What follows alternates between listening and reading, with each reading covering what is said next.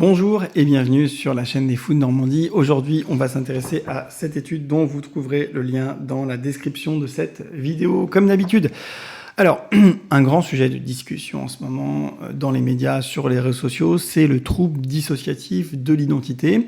On a fait sur cette chaîne une interview d'une personne qui me semble être extrêmement intéressante, pertinente, parce qu'on essaie de décortiquer le trouble de manière plus dimensionnelle et non pas avec ces catégories de symptômes habituels. Parce que vous savez, en psychiatrie, on a un petit souci de classification des troubles on se retrouve parfois dans des impasses conceptuelles parce qu'on a des présentations cliniques de personnes qui sont fréquentes.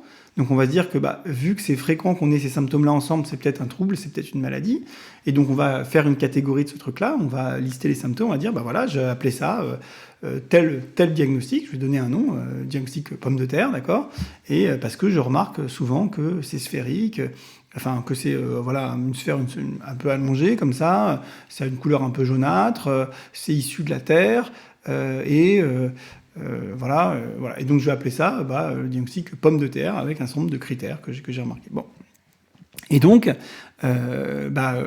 le problème, c'est que le cerveau, c'est un organe extrêmement complexe, avec beaucoup d'interactions, et qu'il arrive fréquemment qu'en fait, ce qu'on prend pour un diagnostic unique et cohérent soit en fait une association de plusieurs dimensions parfaitement distinctes les unes des autres, et qui peuvent donner l'une, l'autre, 2 des 5, 3 des 5, ou je sais pas quoi, toujours la même présentation clinique. Et pourtant, fondamentalement, dans le cerveau, même si c'est la même présentation clinique pour un certain nombre de personnes, au fond, c'est des processus différents qui s'associent entre eux pour donner cette même présentation clinique. Et donc du coup, quand vous faites pas attention à ça et que vous regardez que finalement la présentation clinique, vous pataugez quand vous faites un peu de recherche sur ce sujet-là, vous trouvez des résultats qui sont pas cohérents, qui sont pas constants, vous trouvez une grosse hétérogénéité, enfin c'est pas clair, vous n'arrivez pas à comprendre. Bref, c'est comme ça, c'est l'histoire de la psychiatrie, ça fonctionne comme ça. Bon. Et il y a des diagnostics pour lesquels on n'a pas de souci parce qu'ils ont été suffisamment bien définis et catégorisés et précisés pour que finalement on arrive à avoir des données scientifiques intéressantes, pertinentes dessus et qu'on puisse même souvent trouver des traitements très efficaces. Je sais pas, le trouble anxieux, le trouble bipolaire, la dépression, le TDAH, enfin voilà.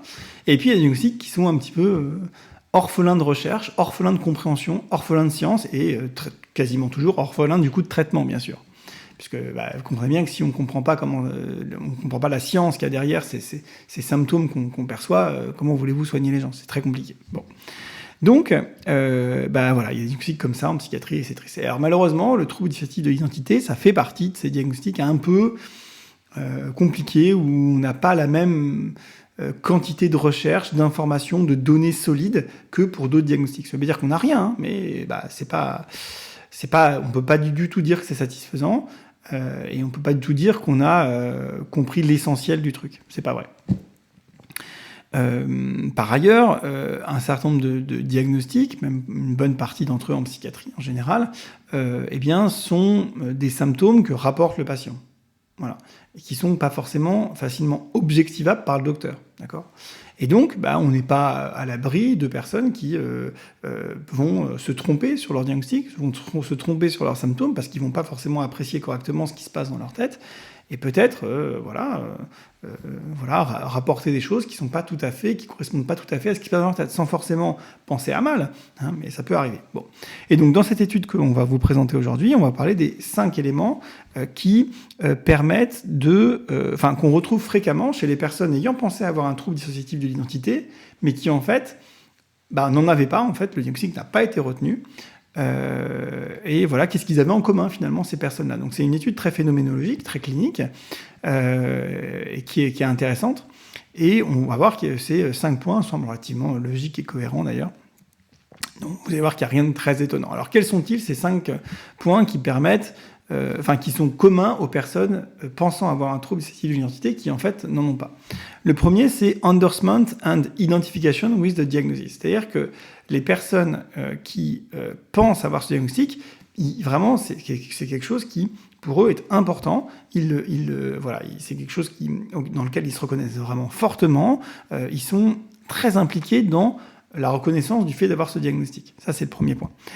Deuxième point, the notion of dissociative part justify identity confusion and conflicting ego states. C'est-à-dire que la notion d'avoir des identités multiples, d'accord, va permettre de justifier à ces personnes-là les éléments, les confusions, les conflits qui existent en eux et vis-à-vis des autres, d'accord. Troisième point. Gaining knowledge about DID affect the clinical presentation. C'est-à-dire que plus les personnes apprennent ce qu'est ce diagnostic, plus ils comprennent ce qu'est ce diagnostic, plus ils comprennent quels sont ces symptômes-là, ben, plus la présentation clinique, plus leur manière de rapporter leurs symptômes va être affectée. Et évidemment affectée dans le sens où ils vont se coller à la présentation clinique théorique de ce diagnostic. C'est-à-dire qu'on va voir une influence de leur niveau de connaissance sur ce diagnostic, sur leur présentation clinique, sur leurs symptômes. Voilà. Quatrième point. Fragmented personality become an important discussion topic with others. C'est-à-dire que le sujet d'avoir plusieurs personnalités, des personnalités multiples, devient un sujet de conversation extrêmement important pour eux, quasi permanent, quasi obsessionnel. Ils en parlent tout le temps, ils en parlent sur les réseaux, ils en parlent sur le je sais pas quoi. Enfin, ça devient un truc très très très important pour eux. Et ils en parlent tout le temps, de ces personnalités multiples. Cinquième point, running out DID leads to disappointment or anger. C'est-à-dire que le fait de ne pas être reconnu comme ayant un diagnostic de troubles de personnalité multiple, de troubles dissociatifs d'identité, eh bien c'est quelque chose qui va être très désagréable pour eux, très décevant, voire même ça va les mettre en colère, d'accord. On comprend bien que, je sais pas, moi, si on me dit que j'ai pas un cancer du pancréas, je suis plutôt content. Si le docteur, moi, je pensais avoir un cancer du pancréas, j'ai tous les symptômes, j'ai mal, je perds du poids, et on me dit, on vous a fait les examens, c'est bon, vous n'avez pas de cancer du pancréas. Moi, je suis content, je suis pas déçu ni en colère, je suis content, je suis rassuré. Surtout que retenir un diagnostic de trouble de personnalité multiple, bon, la prise en charge derrière, en tout cas, le niveau de preuve qu'on a, l'efficacité de cette prise en charge est très faible, d'accord. Donc bon, c'est pas simple, c'est quelque chose qui est pas simple à vivre pour les personnes qui en souffrent vraiment, d'accord. Donc on peut faire des choses, il faut faire des choses, et on a plein de stratégies pour améliorer leur qualité de vie, bien sûr. Mais je suis certain que ces personnes-là auraient préféré recevoir un diagnostic de dépression, je sais pas, classique, plutôt qu'un diagnostic de personnalité multiple, parce que c'est très très très très dur à vivre, très très dur à vivre. Bon, donc vous voyez, c'est bizarre d'être déçu de ne pas avoir ce diagnostic-là. Voilà. Donc voilà les 5 points qui étaient des points communs aux personnes ayant pensé avoir un diagnostic de trouble de personnalité multiple ou de trouble dissociatif d'identité et qui en fait n'en avaient pas. Voilà. Ça me semble assez, je pense que ça va vous sembler assez logique et cohérent. Hein. Alors moi, je voudrais qu'on soit très clair là-dessus. Hein. Il n'est pas question d'aller faire la chasse aux personnes qui n'ont pas ce diagnostic-là. Parce que d'abord, vous n'êtes pas docteur, vous n'êtes pas dans leur tête, et vous n'êtes pas en face d'eux, et ils vous ont rien demandé. Donc, laissez-les tranquilles. D'accord, laissez-les tranquilles. Moi, je vois pas en quoi vous allez vous mêler dans des commentaires à dire mytho, pas mytho. Qu'est-ce que c'est que ça ? Vous croyez que, de toute façon, je vais vous dire un truc. Vous pensez qu'il faut aller bien pour involontairement ou même volontairement dire qu'on a un diagnostic psychiatrique comme ça, vous pensez qu'il faut aller bien. Mais non, pas du tout, vous vous trompez. Vous vous trompez. C'est-à-dire que même si vous avez raison et que ces personnes mentent, c'est des personnes qui vont pas bien et qui méritent le respect. D'accord ? Je vais même vous dire un truc qui va vous choquer. Même les personnes qui mentent et qui font un business, c'est-à-dire que voilà, les 5 points, elles les ont plus, mais en plus de ça, elles ont monté un business. Bon, là, elles vous demandent 100 € pour vous inscrire sur leur compte OnlyFans ou je sais pas quoi. Bon. Là, je sais pas, peut-être que c'est des gens qui ont vraiment ce diagnostic-là, mais disons que si elles l'ont, c'est gonflé quand même, d'accord, de faire du business avec ça.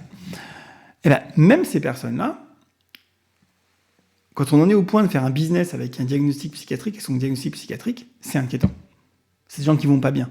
Donc il s'agit de les respecter quand même. Voilà. C'est pas parce qu'elles gagnent de l'argent avec leur truc qu'elles vont bien dans leur tête. D'accord ? Donc moi, je suis toujours très triste quand des personnes qui souffrent, on leur dit que c'est des mythomanes ou que c'est des simulateurs ou des simulatrices, parce que, en tout cas en psychiatrie, parce que vraiment, croyez-moi, il n'y a aucune bonne raison de simuler un trouble psychiatrique. C'est-à-dire que si vous en êtes là, c'est que ça va très mal dans votre vie. Donc de toute façon, vous êtes en souffrance. Et donc je vois pas pourquoi on taperait sur des personnes en souffrance. Voilà, écoutez, j'espère que ça vous aura intéressé. Puis moi, je vous dis à très bientôt dans une prochaine vidéo. Bye.